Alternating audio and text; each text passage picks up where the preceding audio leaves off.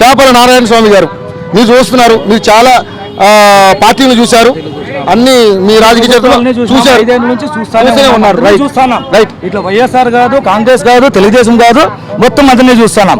Karnataka system ఎట్లుంది, 5 ఏళ్ళకు ఒకటి ప్రభుత్వం దిగిపోతుంది, 5 ఏళ్ళ తర్వాత వేరే ప్రభుత్వం ఎదిగిస్తున్నారు. అట్లా మన ఆంధ్రాలో కూడా మనకు చేయాలని మనం చాలా కోరుకుంటాను.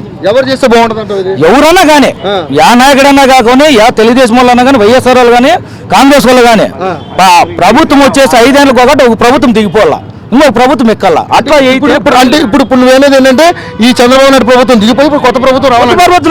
ఆ ప్రభుత్వం ఏదనుకుంటున్నావు? యాదన్నా కావచ్చు కాదన్నా. ఇప్పుడు ప్రధానంగా ఏ పార్టీ అంటే ఎట్లా కదన్నా, తెలుగుదేశం చేస్తుంది, వైఎస్ఆర్ చేస్తుంది, కాంగ్రెస్ చేస్తుందా అని కాదు. ఇప్పుడు వైఎస్ఆర్ వచ్చి వైఎస్ఆర్ చేస్తుందా, తెలుగుదేశం చేస్తుందా, కాంగ్రెస్ చేస్తుందా అని మనకు అది క్వశ్చన్ కాదు. కర్ణాటక సిస్టమ్ ఎట్లుంది, కర్ణాటకలో 5 ఏళ్ళకు ఒకటి ప్రభుత్వం దిగిపోతుంది.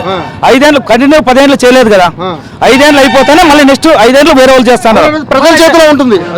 ఇప్పుడు నాయకుడు బాగా గొప్పగా పనిచేస్తేనేమో రెండోసారి ఎన్నుకోబడతాడు, లేకపోతే ఆటోమేటిక్ దిగిపోతాడు. అది ప్రజల చేతిలోనే ఉంది. సరే ఈసారి ఎట్లా అయిపోయిందంటే, ఇప్పుడు గెలిస్తే తెలుగుదేశం గెలిచాలా, లేదంటే అప్పట్లో కాంగ్రెస్ ఉండే, కాంగ్రెస్ డిపాజిట్లు లేవు, లేదు డిపాజిట్లు లేవు, కాంగ్రెస్ లేవు. ఇప్పుడు ఉండే దాంట్లో తెలుగుదేశం వైఎస్ఆర్ ఉండేది. దాంట్లో బట్టి ఇప్పుడు నెక్స్ట్ వంతు జగన్కి ఇచ్చేదే మేలు. అది అట్లా చెప్పు నాకు. జగన్కి ఇచ్చేదే మేలు. సరే ఓకే, చంద్రబాబు నాయుడుకి ఎందుకు మేలు కాదు? మేలు కాదంటే ఇప్పుడు దాదాపు అంటే ఇప్పుడు 10 ఏళ్ళు ఆయన చేసినాడు కదా. ఇప్పుడు మన కర్ణాటక సిస్టమ్ లో టైప్ లో పెట్టి మన 5 ఏళ్ళు మళ్ళీ ఇతనికి ఇస్తాం, ఇతనికి చూస్తాం. 10 ఏళ్ళు ఎక్కడ చేసిండే? 5 ఏళ్ళు చేసినాడు. ఇప్పుడు నెక్స్ట్ స్టార్ట్ వచ్చేసి మళ్ళీ చూస్తాం. చంద్రబాబు నాయుడు 5 ఏళ్లలో అభివృద్ధి ఏం చేశాడని మీరు అనుకుంటున్నారు? ఎవరు? చంద్రబాబు నాయుడు గారా? చంద్రబాబు నాయుడు గారు చేస్తాడంటే మొత్తం అన్ని ఇప్పుడు ఆయన ప్రకటించేటివన్నీ మళ్ళీ ఇతను ప్రకటిస్తాడు, మళ్ళీ ఇతను ప్రకటించాడు, మళ్ళీ ఇంకో మళ్ళీ అతను ప్రకటిస్తున్నాడు. ఇప్పుడు 2000 రూపాయలు వచ్చేసి పింఛను ఇస్తున్నాడు. ఎవరు? చంద్రబాబు నాయుడు.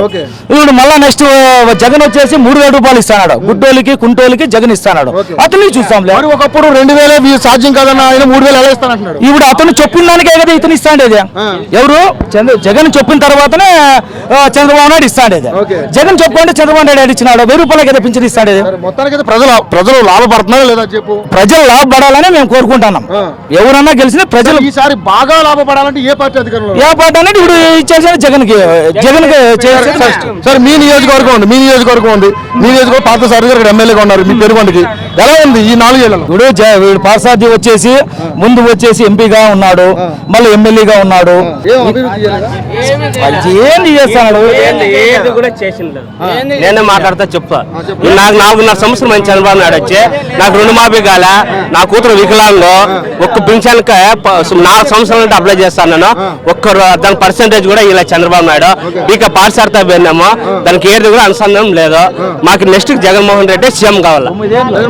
జగన్ గారు పెనుగొండ నియోజకవర్గానికి శంకరనారాయణ సీఎం, శంకరనారాయణ ఎమ్మెల్యే. ఒక నిమిషం, నేను ఏ పార్టీకి సంబంధించిన కాదు, నేను కమ్యూనిస్ట్. నేను కంప్లీట్ గా ఏ పార్టీకి సంబంధించిన కాను. కమ్యూనిస్ట్ అంటే ఎట్లా? వాటర్ గా చెప్పు. నేను తెలుగుదేశం అని కాదు, కాంగ్రెస్ అని కాదు, అందరూ నాకు అభిమానులే, అందరినీ నేను గౌరవిస్తా.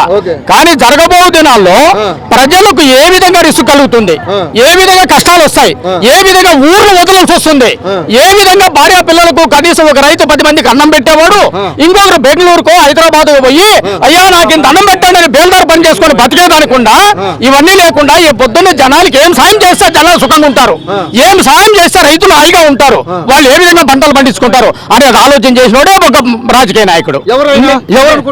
ఎవరైనా కావచ్చు, చంద్రబాబు నాయుడు కావచ్చు, కాంగ్రెస్ జగన్మోహన్ కావచ్చు, తర్వాత ఎన్టీఆర్ కావచ్చు, రాజశేఖర రెడ్డి కావచ్చు. రాజశేఖర రెడ్డి చేసింది ఏంటంటే జరగబో దినాల్లో ఏమి ఇబ్బందులు కలుగుతుంది అనేది ఆలోచన చేసినాడు. చంద్రబాబు నాయుడు ఏం చేసినాడు? ఇన్ఫర్మేషన్ టెక్నాలజీ అంటున్నాడు. అన్నా క్యాంటీన్లు మీరు ఎవరైనా ఉండండి, నన్ను అడిగితే అన్నా క్యాంటీన్ వేస్ట్. ఎందుకంటే జనాల్లో 5 రూపాయలు అన్నం ఇచ్చేది ఏం పెద్ద సంగతి అది. ఎందుకు ఇవ్వాలది? ఎందుకని దాని ఎందుకు ఉపయోగం లేదు. అక్కడ ఎవరున్నారంటే అనాథులు లేరు. అనాథులు చేత కాకుండా వాళ్ళకు అన్నం తినాలా. కానీ 1 లక్ష రూపాయలు సైకిల్ మోటార్ పెట్టుకున్నాడు, 60 కిలో నిలుచుకున్నాడు 5 రూపాయలు అన్నానికి. అవసరం అది? చెప్పండి మీరు. అది రైతులకు సాయం చేయి, రసాయనిక ఎరువులు తగ్గించు, పంటలు పండించుకోవడానికి అవకాశం కల్పించు, బోర్లు లేపి నీళ్లు తా, రైతులకి సాయం చేయి. చెయ్యి. రైతు ఉంటేనే రాజ్యము. అంతే. రైతుకు సాయం చేయి, అన్ని తగ్గించు. ఏమి పంటలు పండించడానికి అధికారం ఇవ్వు, వాళ్ళకి ధైర్యాన్ని ఇవ్వు. నేను ఇప్పుడు ముసలిలో వ్యవసాయం చేస్తున్నారు సార్, ఆయనకు పుట్టిన వ్యవసాయం చేయడంలా. ఎందుకంటే వాడు పగలంతా నడాలు ఇరుగొట్టుకోవచ్చమ్మా. అయ్యో అని ఇంటికి వస్తే కొడుకు ఇదేంద్రా మా ఆయన ఇంత బాధపడుతున్నాడు, అబ్బా ఈ వ్యవసాయం నాకు ఉత్తర దేవుడా, ఆ బెంగళూరుకో ఆ బొంబాయికో కలకత్తాకు పోయి ఆటో దొరుకుని బతుకుందామని ఆ పరిస్థితి రాకుండా రైతు పని నేను కూడా చేస్తా, బాగుపడతా, 10 మందికి అన్నం పెడతా అనే ధీమా కల్పించు. ఆయనే రాజకీయ నాయకుడు, అది మేలు చేయి. అది ఆ ధీమా ఇప్పుడు ఎవరు కల్పిస్తారు? జగన్ కల్పిస్తాడని నాకు నమ్మకం ఉంది. ఉంది. జగన్ కల్పిస్తాడని నమ్మకం ఉంది. రైతులకు మేలు చేస్తాడని నమ్మకం ఉంది. ప్రజలకు సాయం చేస్తాడని నమ్మకం ఉంది. అందుకే జగన్ రావాలని నేను కోరుకుంటున్నాను. దేశం చంద్రబాబు పై నాకు కోపం లేదు, కానీ ఆయన ఏం చేస్తున్నట్టే ఇన్ఫర్మేషన్ టెక్నాలజీ అంటున్నాడు, రాజధాని అమరావతి అంటున్నాడు. ఎవరికి కావాలండి అమరావతి? అమరావతి ఎవరికి అవసరమా? మాకు అమరావతి మాకు అవసరమా? మాకు నీళ్ళు, రసాయనిక ఎరువులు తగ్గించు, వ్యవసాయానికి సాయం చేయి. ఏమి రైతు ఏమి చేస్తే బాగుపడతాడు? రైతు ఉంటేనే రాజ్యము, లేకపోతే లేదు. 1,00,000 రూపాయలు ఉద్యోగస్తుడు 10 మంది పోతే వాడు అన్నం పెట్టలేడు, కానీ రైతు పెడతాడు. 10 మందికి అన్నం పెట్టాడు, ఇంకోతకు పోయి దేహేని అన్నం అంటున్నాడు. అది నా కడుపు అడుగుతుంది. అందుకే రైతుకి సాయం చేసే రాజకీయ నాయకుడు రావాలా. నీ ఆవేదన నాకు అర్థమైంది. రైతే ప్రజలకు సాయం చేసే నాయకుడు ఎవరైనా సరే, ప్రజలకు బీద వాళ్లకు అయ్యా ఊర్లు ఖాళీ చేసి ఇంకో తగ్గపోయి దేహాన్ని అంటున్నారు. అది రాకుండా కాపాడబడే మనకు రాజకీయ నాయకుడు ఎవరైనా సరే. ఓకే, ఫైనల్ గా ఇప్పుడు జగన్ వస్తే బాగుంటుందని నువ్వు అంటున్నావు. మరి మీ నియోజకవర్గానికి సంబంధించి అయ్యా 9 ఏళ్ళు మన చంద్రబాబు నాయుడు గారు మహానీయులు పరిపాలన చేసినారు. వర్షాలు లేవు, కరెంటుకి అయ్యా రైతులు అంటే కాల్ చేపించినారు, ఆయన చంపినారు ఆయనతో. కానీ ఈ పొద్దు ఆయన అబ్బా రైతులు అని ఊరికే చెప్పుకుంటాడు. 10,000 రూపాయలు సెల్లు, ఆడవాళ్ళకి సెల్లు అవసరం లేదండి. ఎవరి దగ్గర లేవండి సెల్లులు? చెప్పండి మీరు అంతా ప్రజలు, అందరి దగ్గర ఉన్నాయి కదా. ఆయన 10,000 రూపాయలు సెల్లు పడించి అవసరమా? ఆడపడుకోక చెప్పండి, చెప్పండి, అవసరమా? సెల్లు అవసరమా? అదే ఇంకో రకంగా సాయం చేయి, అదే ఇంకో రకంగా ప్రజలకు సాయం చేయి. రేపు పొద్దున్నే ఏమి ఇబ్బంది కలుగుతుందో అది సాల్వ్ చేయి. నీ అభిప్రాయం నువ్వు చెప్పావు. అవును, రైతులకు మంచి జరగాలన్నావు. అవును, ఏ నాయకుడైనా పర్లేదు, అవును మంచి జరుగుద్ది అన్నావు. జగన్ వస్తే బాగా జరుగుతుంది అన్నావు. అన్న మీ పేరు ఏం పేరు? నా పేరు లక్ష్మీనారాయణ, పెనుగొండ టౌన్. ఏం లేదనా, మనకి రాష్ట్రము సుత్యశామలంగా అప్పుడు ఉన్నది. ఏమి ఆంధ్ర రాష్ట్రం అంతా మనము కమ్మెండ్ లో ఉన్నాము. అప్పుడు ఆ తెలంగాణ వాళ్ళు ఆ కేసీఆర్ అనేవాడు నిరాహార దీక్ష చేసి అక్కడ కాంగ్రెస్ ని కూల్చేసి ఆ సోనియా గాంధీ అక్కడ ఉండి తెలంగాణ వాళ్ళు మాటలిని ఇచ్చేసా. ఏమి రాష్ట్రం విభజన చేసి అడ్డగోలుగా విభజన చేసింది. చేసిన తర్వాత మన రాష్ట్రం వచ్చి లోటు బడ్జెట్ లో 16,000 కోట్లు లోటు బడ్జెట్ లో ఉంది. అప్పుడు 3 పార్టీలు నిలిచినాయి. ఏమి ఒక తెలుగుదేశం పార్టీ, ఒక కాంగ్రెస్ పార్టీ, ఒక వైఎస్ఆర్ పార్టీ అని. ఈ 3 పార్టీలు మంచి సమర్థమైన నాయకుడు ఎవరు అనే దాంట్లో ప్రజలందరూ కలిసి ఈ ముగ్గురులో సమర్థమైన నాయకుడు అంటే ఒక చంద్రబాబు నాయుడు అని చెప్పి ఆ రోజు ప్రజలంతా పట్టం కట్టినారు. పట్టం కడితే ఒక ఇంట్లో 3 కొడుకులు ఉంటే ఒక చిన్న కొడుకు పెద్ద కొడుకును బయటకు వచ్చి మనం డివైడ్ అయితే వాడు ఉత్త శాతం ఈ పొద్దు 20 ఏళ్ళైనా వాడు కోలుకొని ఇల్లు కట్టుకోలే. అప్పుడు అలాంటి పరిస్థితుల్లో ఉత్తర రాష్ట్రాన్ని బయట పారేసినారు. బయట పారేస్తే ఈ రోజు మన చంద్రబాబు నాయుడు ఎంతో అమరావతి చూడండి పోయినారు, అందరూ పోయిచ్చినారు అమరావతి.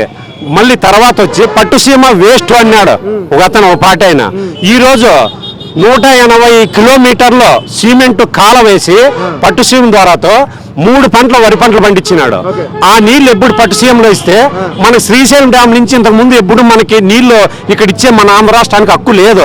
అది తెలంగాణకి ఒక కృష్ణా డెల్టాకి మాత్రమే హక్కు ఉండేది, మన రాయలసీమకి హక్కు లేదు. ఎవరినన్నా విచారించుకోవాల్సింటే అది ఎప్పుడు తీసుకొచ్చినాడు. వీళ్ళు ఎందుకో ఒట్టికాలాలు చేసినారు, కానీ మెతులో తీసుకుంటా వెళ్ళిపోయి బిల్లులు చేసుకొని పోయినారు. ఒక బోర్ లేకుండా పైప్ లైన్ వేసినట్లు వేసేసినారు. వేసినారు. అది ఎట్లా నీళ్లు వస్తాయనేది ఇంతవరకు ఎవరికి తెలియదు. ఈ రోజు ఆ పట్టుసీమ అనేది అక్కడ రెడీ చేసి, పోలవరం అనేది అక్కడ రెడీ చేసి, మనం శ్రీశైలం డ్యామ్ లో 180 టీఎంసీ నీళ్లు మనము తెలంగాణకి కృష్ణా డెల్టాకి వెళ్ళా.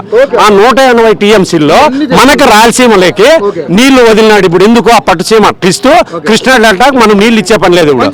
ఇంకెప్పటికీ మనం వచ్చి శ్రీశైలం డ్యామ్ నుంచి నీళ్లు రాయలసీమకి ఎప్పుడూ వదులుకోవచ్చు. అలాంటి పరిస్థితుల్లో ఇక్కడ పెనవన్ టౌన్ లో ఎలక్షన్ అయిపోయింది, 2వ సంవత్సరంలో నీళ్లు తాగేకలేవునా వీళ్ళంతా ఇంట్లో నీళ్ళు లేక బోర్లు సిట్కేలం లేకపోతే చెమ్మె కూడా నీళ్ళు ఏమన్నా ఎంతో మాట్లాడతారు కానీ ఎంత బాధ అవుతుందో అలాంటి పరిస్థితిలో మా పార్థసారథి గారు దానికి కాలువ కింద నుంచి పైప్ లైన్ అసలు అనౌన్స్మెంటే లేదు. అప్పటికి పెనగొండ టౌన్ కి నీళ్లు లేకుండా అయిపోయినాయే. 100 బోర్లు వేసినా కానీ నీళ్లు పడలేదే, 1000 అడుగులైనా. ఇది కాలువ ఇమీడియట్ గా చేయాలని చెప్పి ఇమీడియట్ గా కాలువ తెప్పించి ఉగాది పండక్కే నీళ్లు తెప్పించిన ఘనత మా పార్థసారథి గారిది, ఎమ్మెల్యే పార్థసారథి గారిది. చంద్రబాబు నాయుడు సీఎం అయిన తర్వాత లోటు బడ్జెట్ ఉంది కాబట్టి కొంచెం 5 విడతలుగా రుణమాఫీ వేసినాడన్న. 50,000 సన్నకారు రైతుకు ఒకే దప్ప ఇడిచినాడన్న. మళ్ళీ వచ్చి 50,000 లోపల 1.5 లక్షల వాళ్ళకి విడతల వారిగా వేసినాడన్న. అంటే లోటు బడ్జెట్ లో ఉందన్న, ఆర్థికంగా లేదు కాబట్టి. ప్రధానంగా వీళ్ళు ఏమంటున్నారంటే ఇప్పుడు ఉన్నటువంటి సిచ్యువేషన్ లో ఇప్పుడు అప్పు చేసి ఇచ్చాడో లోటు బడ్జెట్ లో ఎలాగైతే ఇప్పుడు పింఛన్లు పెంచిస్తున్నాడు కదా, పసుపు కుంకుమ కింద 10,000 రూపాయలు ఇస్తున్నాడు కదా, ఆ ఇచ్చేదేదో ఇంకొక సంవత్సరం ముందు ఇచ్చుంటే బాగుండేది కదా. ఇప్పుడు కూడా ఏంటంటే చెప్పేనా, నువ్వు పెళ్లి చేసుకోనా, ఇంట్లో నుంచి పక్కకి వెళ్ళిపోనా, నీ పెళ్ళాం ఏమంటుందంటే అయ్యో నాకు కమ్మలు కర్రా కడియాలు కర్రా, ఒరే నన్ను మా నాయన ఉత్త చేతలు బయటకు నూకేసినాడు, నేను కష్టపడి అంత ఆడాడ పనులు చేసి కష్టపడి నీకు ఒకటి నిదానంగా ఒకటి తెస్తాను, ఉదప కమ్మలు ఉదప నక్లీసు ఉదప ఇది తెచ్చి ఇల్లు కట్టిస్తానే అని చెప్తాను.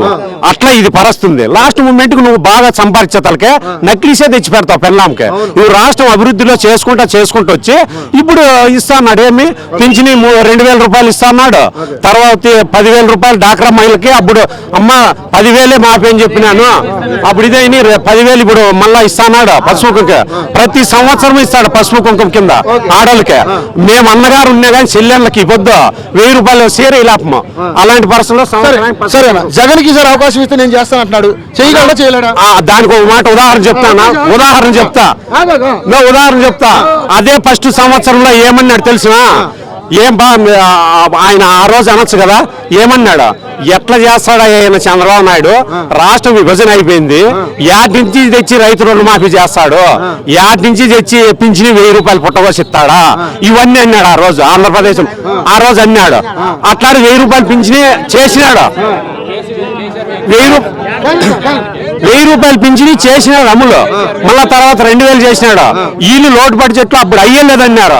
ఇప్పుడు వీళ్ళు ఎట్లయితుందన్నారు? ఏం చంద్రబాబు నాయుడు కూడబెట్టినాడు అనుకున్నాడు. వీళ్ళు అన్ని జిల్లాలకి అంత లెక్క రాష్ట్రం అంతా భారీగా ఇచ్చేసినారు. కాబట్టి ఎటువంటి పరిస్థితుల్లోన వీళ్ళు ఇన్ని కాదు ఇన్ని 3 చేసుకొని చంద్రబాబు నాయుడు రాష్ట్రం మళ్ళీ ఏళ్తాడు. ఈ 10 ఏళ్ళు ఇప్పుడు ఇంక 5 ఏళ్ళు కదా, ఇంక 30 ఏళ్ళు ఏళ్తాడు. రాష్ట్రం అంతా నీళ్లు ఇడతాడు. అయినట్లు రైతులకుండా ప్రతి ఒక్కరికి నీళ్లు 20 అడుగుల్లో బోర్లో నీళ్లు పడతాయి. ఆ బాధ ఏం లేదు. వీళ్ళు ఎన్ని చెప్పినా పార్టీ రాదన్న, వచ్చేది తెలుగుదేశం పార్టీనా. జగన్ గా జనసేన కాదు, జగన్ కాదు, ఇంకెవరు కూడా అవగాహన లేదు. గెలిచనన్నా నేను పక్కా చెప్తాను.